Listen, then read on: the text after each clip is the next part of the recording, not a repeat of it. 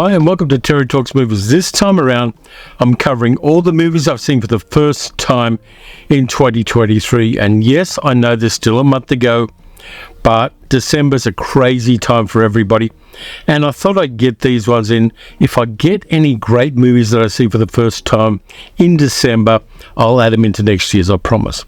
So let's get started with Moulin Rouge. Not the Baz Luhrmann one, not even the 1950s one directed by John Huston starring Jose Ferrer, not even the 1934 one with Francis Tone and Lucille Ball, but the original 1928 silent English film starring Olga Jakova as a nightclub performer called Parisia, who works at the Moulin Rouge. Her daughter takes her fiancé to see the show, and her fiancé falls in love with Parisia rather than the daughter. It's got some fantastic scenes, it's got some great nightclub scenes, it's got some beautiful moving photography in it, and also, fortunately, Network put it out on Blu-ray. It's from Studio Canal. It is just something special. To that point, just before sound came in, and filmmaking was bold and brave and ambitious, and E.A. Dupont's Moulin Rouge is one that should be in your collection. It stunned me because of the effects work you see in there. The storyline grabbed me. It's just something totally special. There's the back cover of it. It's a brand new HD restoration as well with this. There's not too much in the way of extras except for something very interesting. There's a PDF of the original script of this movie in that one. But if you haven't seen it, you should check out E.A. Dupont's Moulin Rouge. It's arguably as good as the John Huston one from the 1950s with Jose Ferrer, and it's miles better than the Baz Luhrmann one. You should check that out. Next up, I've got a movie that I did an unboxing for just a little while ago, but I hadn't seen it yet. Middle-aged geek girl and I sat down and saw it, and we were incredibly impressed. It's from 2022. It's an Australian film directed by a couple of brothers who are known on YouTube as Raka Raka. Talk to Me.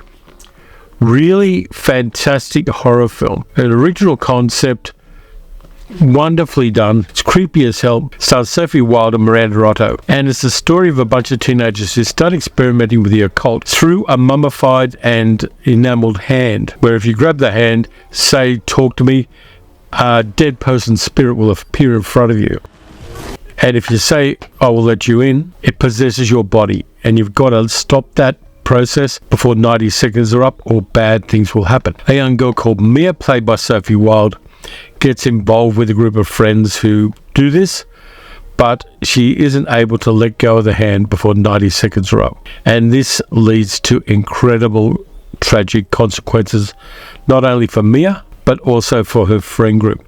It's beautifully shot, this one. Raka Raka, Danny and Michael Philippou learned how to make movies by doing YouTube videos. Talk to Me really works. It's got a killer ending. It's got some truly spooky stuff in it. The horror is not necessarily overly gory, but it's very confrontational. And of course, Umbrella have put together a nice package. There's a steelbook. This version's a 4K and Blu-ray, and everyone, of course, autographs and graffitis the hand after they experience it. Really interesting Australian horror film. It was backed by A24. I want to see more from the Philippou brothers. I think that they're really sharp as far as being a filmmaker is concerned. They really know how to plot a film. And if you haven't seen Talk to Me, and you're inclined to watch horror films, this is one of those horror films that reminds us that not all the good horror films are made in the 30s or the 40s or the 50s, but that there are still good, solid horror films that are true to the genre being made in the 21st century. Big recommend from me. Train of Events, and it's a portmanteau film that starts with the crash of a train into a petrol tanker at a level crossing, and then it goes back and tells the stories of various people involved in that accident, including the train driver. There's another story about a lecherous composer. There's another one about a prisoner of war and his struggles learning to adapt to living in England. There's another one about an actor which has Peter Finch in it, which is really, really good, and is something bordering on a horror story. And it's a definite hidden gem. It's one of those movies that you hear nothing about. There's absolutely nothing in any of the film books I've got about this little movie, but it's rock solid. A lot of it's filmed on locations in the 1940s in England. It really does some great stuff with very, very little. And it covers a bunch of different classes in England. So the train driver's working class, and he lives with his wife and his daughter and his son-in-law are living there as well. So there's all of that kind of economic austerity in the post-war period with rationing and everything. And then they have the posh people, the theatrical people. I was surprised at how much I was engaged with the stories on Train of Events. And I like that kind of portmanteau movie. It's a format that's been done before and since, mostly in horror. But I think there's room to have it in a different context the way this one does. If you get a chance to see it, it is out on Blu-ray. If you get a chance to see it, you should check out Train of Events. I think it's definitely a hidden gem. The next was one I should have seen a long time ago. 1985, Lamberto Bava's Demons, which is a full-on, balls-to-the-wall, no holds barred Italian horror movie. A group of people are given tickets to a free movie screening in an Art Deco cinema in Berlin. One man gets scratched by a sculpture that's in the lobby of this cinema and gets infected with a kind of contagious form of demons. And it just accelerates from there. It's a mad, full tilt boogie, crazy, wild Italian horror film. The screenplay is by Dario Argento, amongst other people. I'm sure this appeared in cinemas here in Australia in the 80s, but for some reason I missed it. And then I caught up with it here, and I caught up with the sequel as well, which I don't think is as good. But Demons is just crazy mad. It's in that over-the-top synth music, gory, gooey special effects, Italian horror mode of the 70s and 80s. In fact, I'm inclined to rewatch it as soon as possible. It works really well. It's shot wonderfully. Of course, Lamberto Bava was the son of Mario Bava, so he knew how to look through a lens. And if you haven't seen this one, you really should. And it's very much the style of Roberto Lenzi's Nightmare City, which is another movie I recommend. A zombie movie set in an Italian city, where things just go from bad to worse to nightmarish in an incredible headlong horror ride. Italian horror movies of this era are fantastic, and Demons is definitely one you should see, along with movies like Zombie and Zombie 2 and all of those kind of things.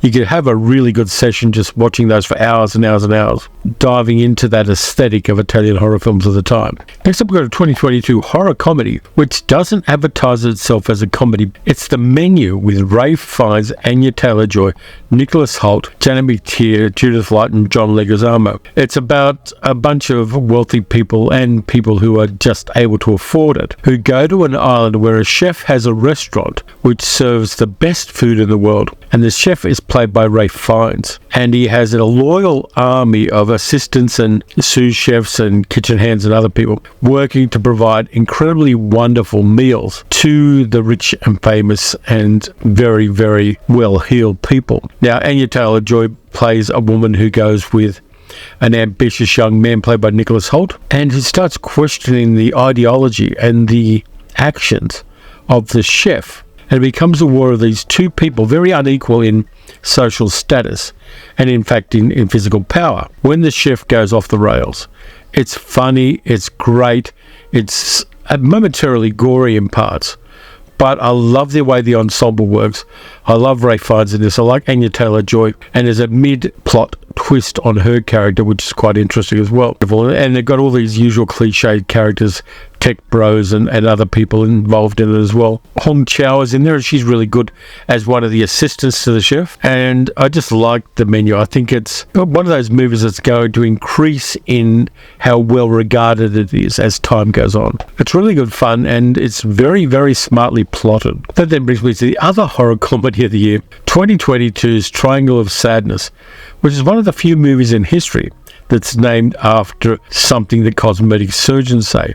For cosmetic surgeons, the Triangle of Sadness is that little part there where you get vertical lines if you're stressed out. And it's the story of a bunch of influencers and models and billionaires going on a cruise through the islands of Greece in a billionaire's yacht. A male model and his influencer girlfriend are invited on this trip. There are all sorts of very nasty billionaire types. There's some people who made their money selling grenades and arms. Really nasty 1%ers all the way through. The captain's played by Woody Harrelson, London, and on this voyage he spends most of his time drunk in his cabin. But while in charge of things is a woman called Paula, who is incredibly competent. She knows what she's doing, she knows how to handle the crew, and she knows that to keep her job she's got to get the crew to do every little whim that the wealthy people on board want.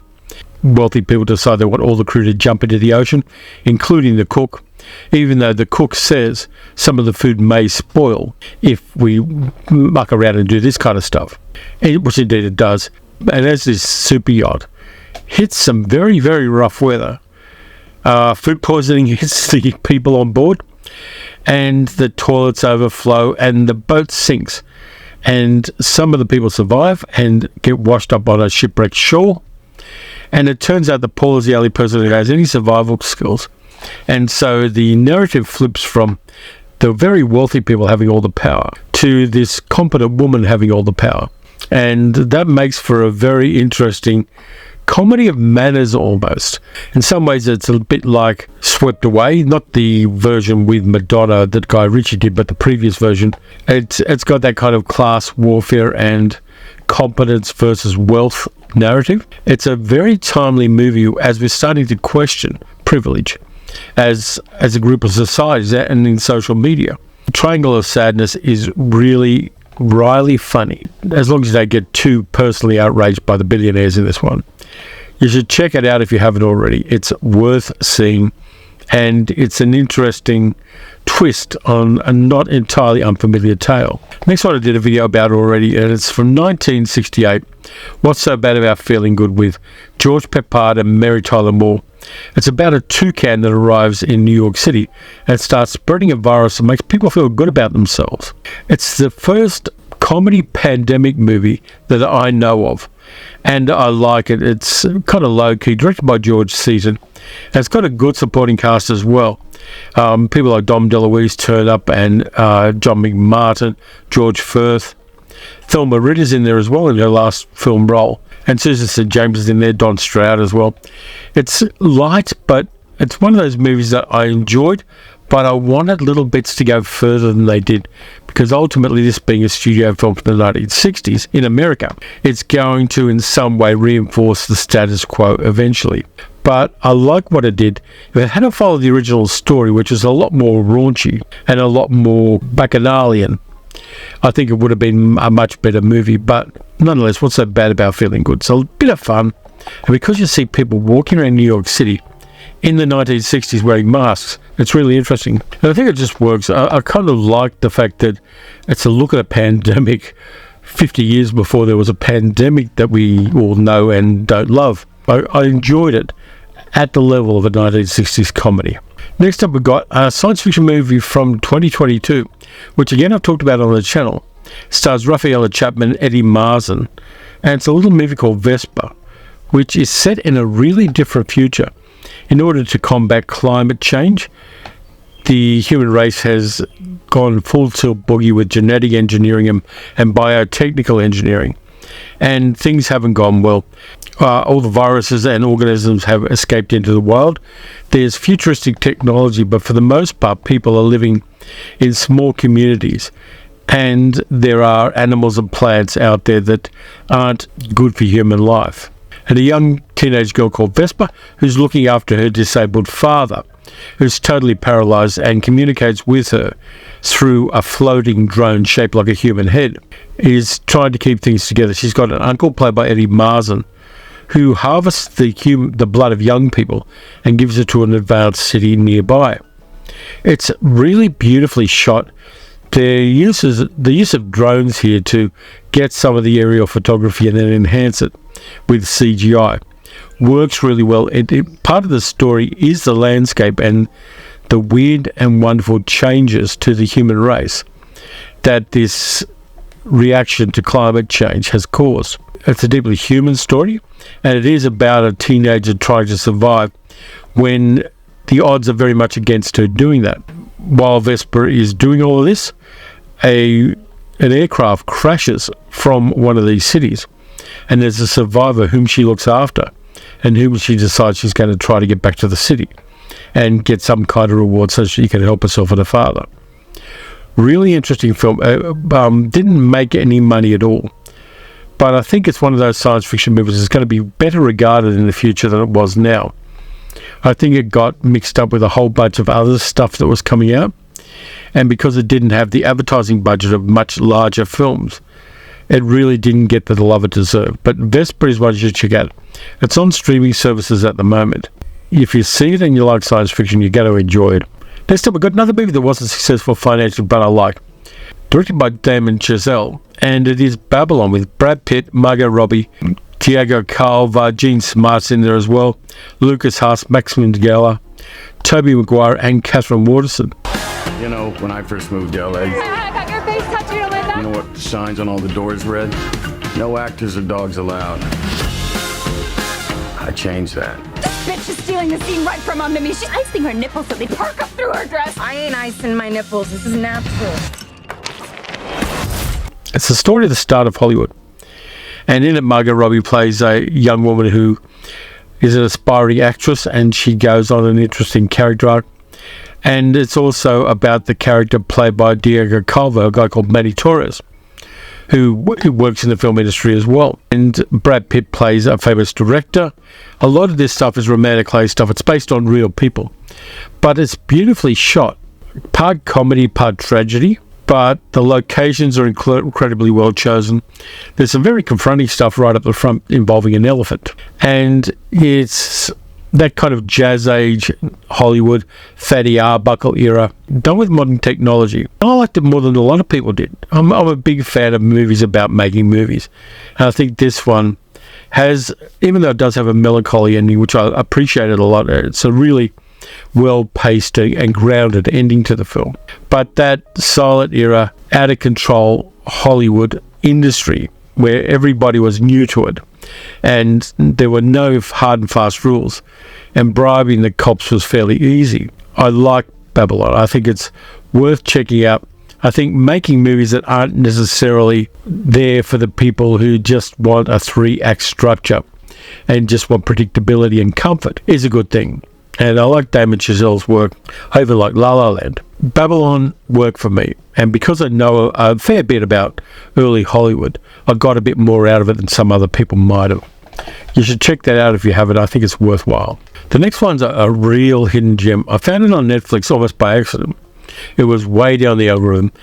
And it's a Japanese small budget movie set in a rural seaside town called Me Chihiro. お弁当あるけど食べる？海辺の小さな弁当屋で働く千尋さんは元風俗嬢。エロじじいは早死にするようにお醤油2つつけとくんだ。話せよブス！大人なめんな。It's from 2023. It was directed by Rakia Imezumi. It stars an actress called Katsumi Aoyura playing Chihiro, who works in a place that does bento box lunches for people in the village. And she's very beautiful, she's charming, she's friendly. And half the town's in love with her. What they don't know is that she used to be a sex worker in Tokyo. And she moved to this little town to create a different life for herself. And Chihiro, because she's friendly and good-natured and wise beyond her years, helps various people in the village. She helps a schoolboy and a schoolgirl. She helps an older guy who's homeless and living in a very shabby, derelict kind of place. She helps everybody she meets, and not in a kind of saintly way, but in a very grounded way. But behind all of that is her personal life previously and her personal tragedy. It's a slow burn, beautifully shot movie in a seaside town in Japan. And I liked it. It's not prurient in any way. It's very grounded and honest about sex workers in their industry. And it's telling a small story beautifully. And it's the kind of movie that I occasionally seek out when I'm in the mood for something that's not spectacle and wonder or retro nostalgia fest for myself. And it's one that I recommend if you're into good, solid, character-based cinema, not from an English language culture. Next one I already did a video on, Terrifier, Damien Leone's confrontational, full tilt boogie, great physical special effects, horror movie about a killer clown called Art the Clown, played by David Howard Thornton, who is creepy as hell. A bunch of people encounter him. There's a nice frame around the story about a woman interviewing a severely disfigured woman. It's the sole survivor of Art's rampage on the previous Halloween. Terrifier is horror taken to its limits, but it's also funny in parts. There is a Terrifier 2, which was part of the box set that Umbrella did, and there is a Terrifier 3 in production. There are horror movies that occasionally get sent by Umbrella that take me to the limits of what I find acceptable. Things like Martyrs, the French horror film, which is part of the new French Extreme, took me to my limits, but I still enjoyed it. And Terrifier, because it is Art being so unpredictable and so funny while being horrifying, I kind of like the way that balance is kept by Damien Leone. I'm looking forward to the third one. That's all I can say about it. But Terrifier is at the extreme end of the kinds of movies I like, but it doesn't go beyond the kinds of movies I like. Get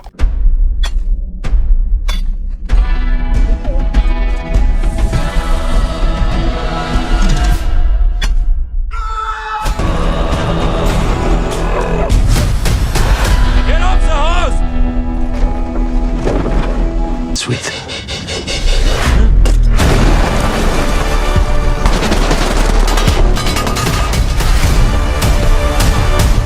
The next one's a small budget Finnish action film set in World War II, and you gotta see it. Sisu, written and directed by Jalmari Helando. It's the story of a mining prospector who finds gold just towards the end of the war, where the Nazis are retreating, only to be confronted by a bunch of rogue Nazi soldiers who want the gold and want him dead. But what they don't realise is that he is a survivor of the Winter War, and he is known as the Immortal. And he is the kind of character who makes Rambo look like Pee Wee Herman. It's fantastic, full on. It takes action movies to a place where I haven't seen it before, where there's a whole bunch of smoke in the air, and suddenly this guy frisbees a landmine at the Nazis. There's a great scene where he encounters and kills one of the Nazis underwater. That one is just confrontational as hell. It's an action film. It's almost like one of those 1960s men's action magazines brought to life, but a lot gorier. And it does have its tongue firmly in its cheek. There are some practical special effects as well as computer-generated ones. The director uses speed ramping to great effect during this one. And Sisu, which is only getting a DVD release here in Australia, it hasn't got a Blu-ray or a 4K release, is a solid little action film. It had a budget of €6 million and it's made about $14.5 million US dollars at the moment. Man, when it hits streaming services, if it hasn't already, it really will make an impact. Sisu is probably the best action film I've seen for the first time this year. And it's full tilt. There's blood and guts, but then I believe, from what I hear from other people, wars have a lot of blood and guts in them. Who knew? We think we can help you, but we need to help her too. You don't understand. Who is she? I'm asking you politely to let this one go. She's a child. The reason you can't find Cherry, the reason why she doesn't have a last name or a social security number, is because she's not a real human being. Hey, what's up? I'm Cherry. What I want is to protect children. We're talking about a monumental transition from digital to physical. Human nature is not something I aspire to. This one's a low-budget movie that kind of slipped off everyone's radar if it was ever on the radar. It's science fiction. It's called The Artifice Girl. And it's about an AI tool that a man creates to emulate a child. And the reason he does this, and he sells it to the US government, is it's a way of catfishing online predators towards children by creating an adaptable and flexible AI that will appear as a young girl to these predators so they can be entrapped. That's a very edgy premise for a movie, and it takes place over a number of years where Cherry evolves and becomes human equivalent AI as time goes on.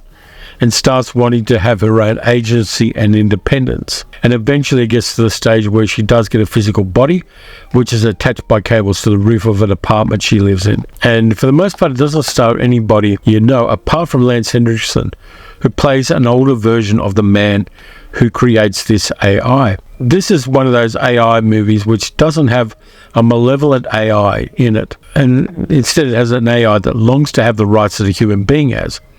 Again, it's shot on limited sets, one location in an apartment. The budget wasn't big at all, but it actually has something to say and says it in an interesting way.